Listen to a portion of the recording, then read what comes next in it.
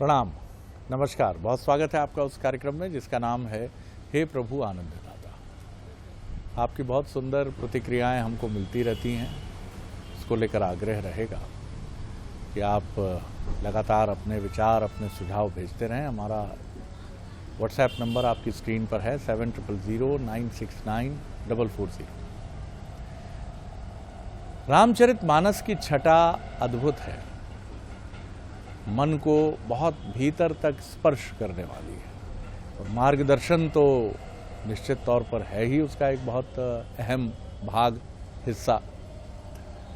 मानस की चौपाइयों को जितना आप देखेंगे, समझेंगे, और मैं आग्रह करूंगा कि नई पीढ़ी बिना किसी विचार को ध्यान में रखकर, किसी पूर्वग्रह को, प्रेजुडिस को ध्यान में रखकर या किसी रिजर्वेशन को दिमाग में रखकर वो प्रयास करे कि मानस की चौपाइयों के मौलिक स्वरूप को खुद मन में उसका विश्लेषण करते चले।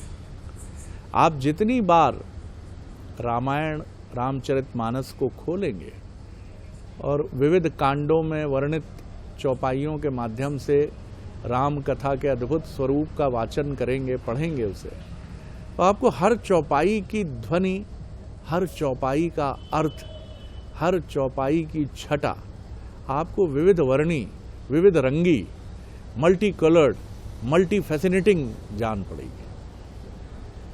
आज एक ऐसी ही चौपाई जिसको बचपन से लेकर आज तक, बचपन से किसी चीज का जुड़ाव हो जाता है तो वो ताउम्र आपके साथ एक स्मृति के रूप में चलती है।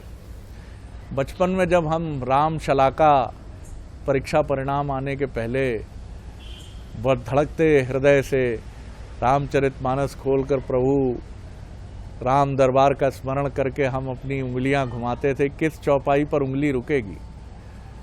तो जब ये चौपाई अगर आ जाती थी कि प्रबिस नगर कीजे सब काजा, हृदय राखी कौशलपुर राजा, तो ऐसा लगता था कि जैसे स्वयं प्रभु श्री राम ने दर्शन दे दिए, क्योंकि इसका ये बहुत शुभ चौपाई मानी गई है।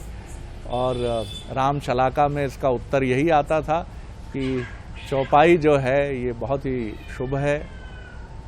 प्रबिश नगर कीजे सब काजा, हृदय राखी कौशलपुर राजा। प्रभु श्री राम के प्रवेश के समय की चौपाई है, आपके सारे कार्य सिद्ध होंगे। आज इस चौपाई को हम अपने विद्वान वक्ता, मानस मर्मज्ञ, भगवत गीता के अध्येता प्रोफेसर डॉक्टर सुरेंद्र बिहारी गोस्वामी जी से समझेंगे और मैं दावा करता हूं एक एक शब्द की छटा निराली होगी। प्रणाम कर रहा हूं गोस्वामी जी। बाबा तुलसी ने रामचरितमानस की जब संरचना की होगी तो हमें पढ़ने में तो बड़ी सहजता लगती है, हम सहयोग से उसको पढ़ लेते हैं और लगभग उसकी बहुत सी चौपाइयां और दूसरी प्रक्रियाएं मुखाग्र भी है। और मैं आपको बताऊं इसकी महत्ता इससे समझिए कि चौपाइयां जितने पढ़े लिखे और विद्वानों को याद नहीं है, उतने अपढ़, सरल और गांवड़े लोगों को याद है। मुखाग्र याद है, मुखाग्र। और तो और जिनके नयन हैं शरीर के, उनको भी याद है, और जिनके नयन नहीं है उनको तो क्रम संख्या के हिसाब से भी याद है कि कहाँ कहाँ क्या है, क्योंकि उनके आत्मनेत्र, मन के नेत्र, बुद्धि के नेत्र खुले हुए थे। और परमात्मा की कृपा से ये सारी चौपाइयां जो है और मानस पूरी तरीके से, वो वास्तव में मानस पीयूष है। उन्होंने पिया है मानस को, अमृत पान कर लिया है प्रक्रिया में। लेकिन मानस की जो जितनी भी प्रक्रियाएं चौपाइयों के माध्यम से वर्णित है, उसके पहले अध्यात्म के, वेद के, पुराण के अनंत सागर में गोता लगाने का अद्भुत कार्य किया है तुलसी ने। गोते लगाकर मोती लाए हैं। तो जो चौपाई, दोहे, सोरठे, छंद हैं, उनके प्रत्येक शब्दों को आप सहज रूप से आत्मसात मत करिए, मत समझिए कि सहज हैं। एक एक मोती पिरोए है उसमें। भागवत में तो सुखदेव जी इसका दूसरे रूप में इस ओर इशारा करते हैं, निगम कल्पतरोर गलितम फलम सुख मुखाद अमृत द्रव संवितम यावद भागवतम रसमालयम पीयूष मुहरहो रसिको भोय भाव का। अर्थात जितने भी वेद, पुराण, शास्त्र हैं, निगम हैं, इन सारी प्रक्रियाओं को जो है उनसे रस निकाला गया और उनको रस निकालकर उनका जो फल बना उसमें कोई गूदा ना रहे, कोई छिलका ना रहे, क्योंकि आप उसे पलट नहीं पाएंगे। आप तो अब अंजह पुंसा अविदुषाम वृद्धि है ना, हम सहज लोग हैं, सरल लोग हैं, हम ज्ञानी नहीं हैं, हमारे पास विज्ञान की वो कला नहीं है, हम संस्कृत नहीं जानते हैं, हम पढ़े लिखे उस स्वरूप के नहीं हैं। तो उन्होंने एकदम आम लोगों के लिए बनाने के लिए इसको दिया है। तुलसी भी कहते हैं नाना पुराण निगम, वो कहते हैं, उनसे मैं सार निकाल के लाया हूं आपके लिए, एक एक मोती, और परमात्मा की कृपा से लाया हूं। जो सुख वाल्मीकि को श्लोक को प्रकट करने में हुआ था, वैसे ही अनंत कृपा वाल्मीकि के इस अवतार तुलसी को चौपाई, दोहा, सोरठा और छंदों की रचना में प्राप्त हुआ है। इसलिए रामचरितमानस के रसिक श्रोता तो इस तथ्य को जानते हैं, जो आम व्यक्ति है वो चौपाई के प्रत्येक शब्दों को महामणि मंत्र के रूप में समझे, क्योंकि प्रत्येक शब्द अपने अंदर गूढ़ार्थ लिए हुए हैं। जीवन जो है वो समस्याओं की गूढ़ता से ढका हुआ है, और समस्या की गूढ़ता में समाधान का प्रकाश इन चौपाइयों के प्रत्येक शब्द हैं, प्रकाशित होते हैं, स्वयं प्रकट अक्षर हैं। ये लिखे नहीं गए हैं, ये प्रकाशित हुए हैं, ध्यान रखिएगा। तो ये भ्रम छोड़ दीजिए। इसलिए मानस सागर में प्रवेश के पहले जिनके यहाँ मानस का ग्रंथ रखा हुआ है, उस मानस के ग्रंथ को ये समझिए कि प्रत्यक्ष परमात्मा रखे हुए, प्रत्यक्ष उनके शब्दों की पूजा करते हुए आप पढ़िए। तो मानस के विभिन्न कांडों में सबसे सुंदर कांड है सुंदर कांड। इसका संदर्भ सुंदर, इसके अर्थ सुंदर है, इसकी कथा का सार सुंदर है, इसका फल सुंदर है। यहां मिल गई हैं मैया। आप भी अपने जीवन में उस सफलता रूपी माता जी को ढूंढ रहे हैं, उस समाधान रूपी माता जी को ढूंढ रहे हैं, उस आनंद रूपी मैया को ढूंढ रहे हैं, उस ममतामयी माँ को ढूंढ रहे हैं। तो वही ढूंढने तो कपिराज हनुमान गए हुए हैं ना, भक्तराज हनुमान गए हुए हैं ना, उनको माँ मिल गई है वहां। तो ध्यान रखिए, माँ तब मिली जब माँ ने आशीर्वाद दिया। माँ तब मिली जब माँ ने आशीर्वाद दिया। और माँ भी ऐसी नहीं, परम तपस्विनी, साक्षात कुल देवी, लंका की नाम लंकनी है, जिनको ब्रह्मा ने वर दिया है वहां। लेकिन मालूम महाराज, इससे मुक्ति कब मिलेगी पूछे? ये जिनको आप अजर अमर होने का वरदान देके जा रहे हो, ये महासुर जो बनाकर जा रहे हो, और इनकी रक्षा मुझे बैठा के जा रहे हो, जब तक लंकनी हैं तब तक लंका पर कोई विजय प्राप्त नहीं कर सकता, जब तक लंकनी है। इसलिए हम अपनी कुल देवी को मानते हैं, वो कुल देवी हैं। प्रत्येक द्वार पर आप गांव में चले जाइए, गांव के बाहर बैठी रहती हैं नगर देवी, कुल देवी, गांव की देवी, वही हैं वो, भगवती का स्वरूप है साक्षात। तो ब्रह्मा जी रुक गए, ठिठक गए, बोले मैया ऐसा है, एक वानर आएगा कभी और तुम्हें एक मुटका मारेगा, और तुम्हें उस वानर के मुटका से जब तुम्हारे मुंह से रुधिर वमन धरनी ठर्म नहीं, महाकपि मुटका एक नहीं और रुधिर भंवर महा जन, तो जैसे ही कपि मुटका मारेगा, मुस्टका एक महाकपि हनी और रुधिर ममत धरनी ठनमनी, जब तुम गिर जाओगी और तुम्हारे जो है रक्त वमन होने लगेगा, तो समझ लेना अब लंका में जो है परमात्मा का परम आनंद आने लगा है। जब मैया सीता आई थी तब भी वंदना किया था लंकिनी ने उनको कि आज भगवती पधार रही है। ध्यान रखिएगा, लंका में, उसी लंका में प्रवेश करने के लिए हनुमान जी आए हुए, तो उन्होंने जैसे ही देखा कि ये तो वही आ गए हैं, वही आ गए हैं। ध्यान रखिएगा, परम राम भक्त है, परमात्मा की भक्त है, वो मूल मंत्र दे रही, वो चौपाई जिसे सुनकर हर व्यक्ति हर्षित होता है। इस चौपाई की विशेषता ये है कि लोकाचार में घर से निकलते समय ये चौपाई बोलते हुए निकलिए। आप कहीं आप जा रहे हैं, प्रवेश कर रहे हैं, मैं ये विज्ञापन या उनके लिए नहीं कह रहा हूं, किसी शुभता को शुरू कर रहे हैं, किसी घर में मंगल प्रवेश कर रहे हैं, कार्यालय में ज्वाइनिंग दे रहे हैं, विद्या अध्ययन प्रारंभ कर रहे हैं, तमाम शुभ कार्यों के लिए ये श्री अपने मानस में वर्णित श्री गणेश का मंत्र है, ये समझ लीजिए। हर प्रवेश को शुभ और संकल्पवान बनाने के लिए है। तब मैया कहती है आज मेरा सत्संग हो गया है, तो अब उपहार लेते जाओ। लंका में घुसने का पासपोर्ट दिया है लंकनी ने। लंका कौन? संसार ही लंका है। ये जगत जो है लंका की तरह है, ये जितना माया से बना हुआ संसार है ये लंका की तरह है। तो यहाँ रहता कौन है? 10 आनन। यहाँ के राजा कौन है? 10 आनन। 5 विषय, 5 विषयों की तन्मात्रा, या 5 ज्ञानेन्द्रियां, 5 कर्मेंद्रियां, ये खुले हुए मुंह से रहते हैं। ये संसार है, इस संसार में प्रवेश करना है, लंका रूपी समग्र सागर संसार में प्रवेश करना है। ध्यान रखिएगा, दुनिया लंका की तरह है। यहाँ प्रत्येक दशानन रहता है, सबके आनंद खुले हुए। आप देख लीजिए, हम करते वही है जो आनंद खोल के करें। आंख कहता है क्या दिखा, मुंह कहता है स्वाद दिला, कान कहता है ये सुना, सब विषय यहाँ भरे हुए हैं। वो सावधान करती। प्रवेश नगर जाओ, दिया आपको पासपोर्ट वीजा अलाउ कर दिया। लंकनी नहीं चाहती तो हनुमान जी प्रवेश नहीं कर सकते थे। लंकनी नहीं चाहती। लंकनी जो है देवी हैं, कुल देवी हैं, विराजमान हैं मां। प्रवेश नगर, अब नगर में जाओ, कीजिए सब काज। देखिए, हम संसार में प्रवेश करते हैं एक काज लेकर। वो क्या है? शरीर का कल्याण हो, हमारा कल्याण हो, हमारे बच्चे ठीक हो, हमारा घर ठीक हो, हम कैसे बढ़ जाएं। तो आप प्रवेश कर ही नहीं पाते। आपका झूठा है वो प्रवेश। सब कार्य करिए ना।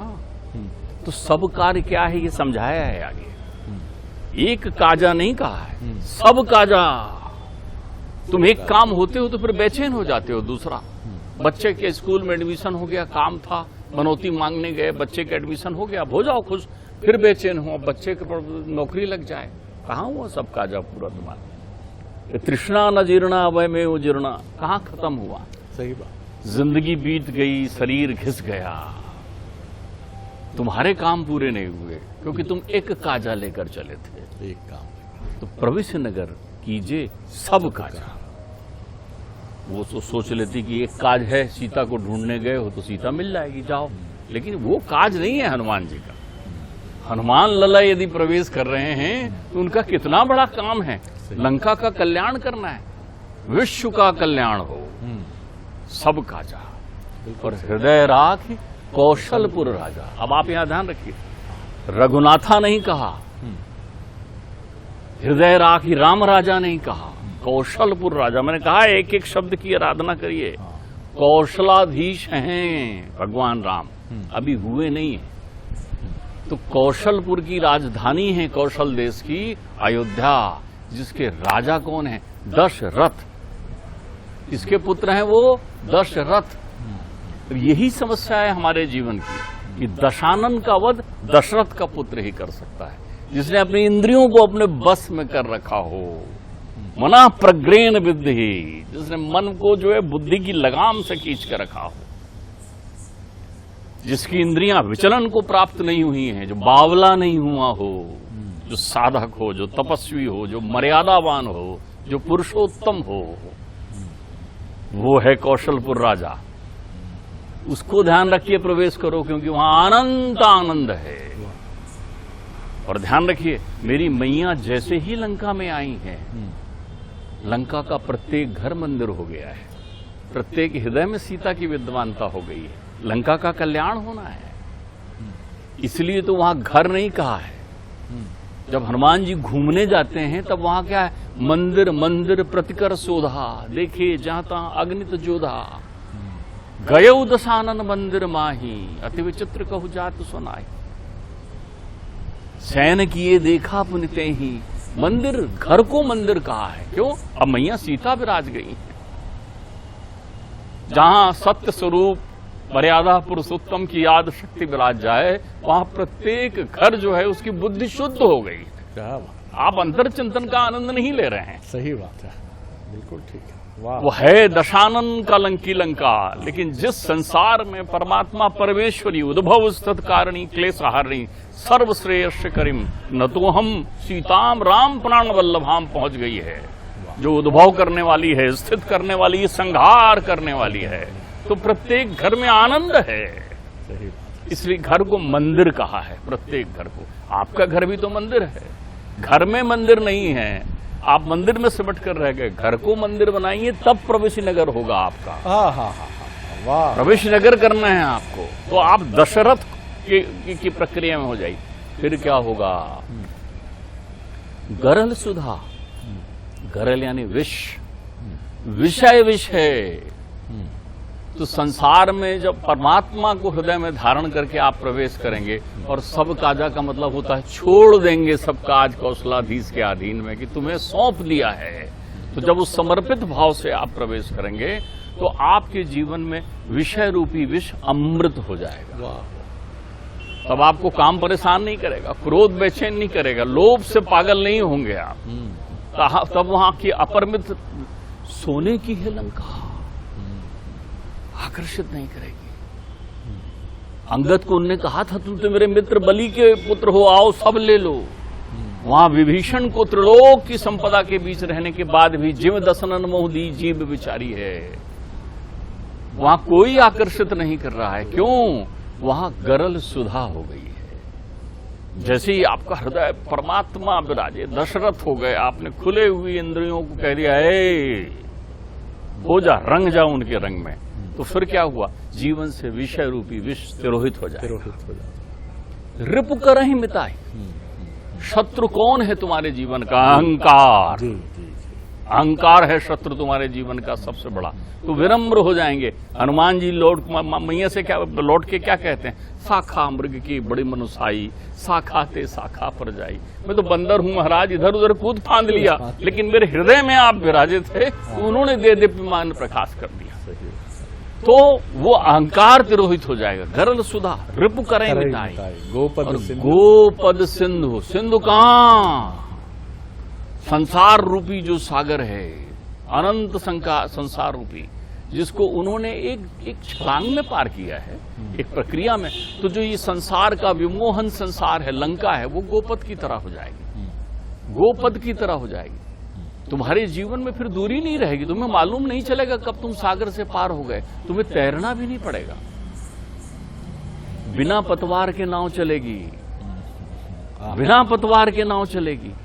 अपने आप तुम्हारे सारे काम होते जाएंगे, तुमको बड़े छोटे में भेद खत्म हो जाएगा। संसार का जो अनंत सागर है, जहां विकार ही विकार हैं, वो गोपद की तरह हो जाएंगे। यानी गोपद कहलाता है गाय का खुर, इतना छोटा हो जाएगा। ऐसा पार कर लेंगे, आपको कदम भी बड़ा नहीं करना पड़ेगा। और अनल सितलाई, ये अनल क्या है? ये अग्नि क्या है? मोहाशक्ति रूपी अग्नि से तुम मुक्त हो जाओगे। क्योंकि विरक्ति भी एक कला है। आपको मुक्ति के पथ पर चलना है ना, तो उसके बाद जब संसार सागर पार होने की बारी आती है, तब उस दरवाजे में भयावह अग्नि उत्पन्न होती है। काय की मोह की अग्नि उत्पन्न होती है। संस्कृत मूल सूल प्रदनाना और सकल शोकदायक अभिमाना। तो वो जो आग है मोह की, सही बात, वो जो है बिल्कुल शीतल हो जाएगी। तो ऐसे अपने अनंत हृदय में परमात्मा का ध्यान करके प्रवेश करिए। क्या कहूँ डॉक्टर साहब, आपकी एक एक व्याख्या जो है, कितनी सुंदर बात है कि डॉक्टर साहब मैं तो रोमांचित हो उठा कि आप पहला तो आपका शरीर ही मंदिर है।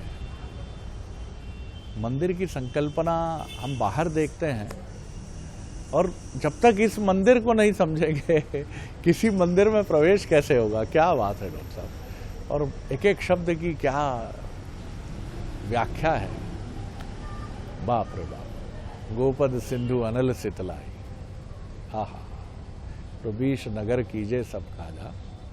वाह वाह वाह, कितनी सुंदर बात है साहब। एक एक शब्द को समझें और ये हम जाने कि इनके वास्तविक अर्थ क्या है।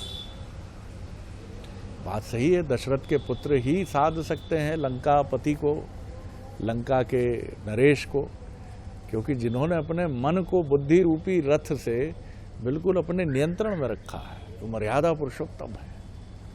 कितनी सुंदर बात है। लंका का हर घर मंदिर हो गया, क्योंकि भगवती विराज गई हैं साहब।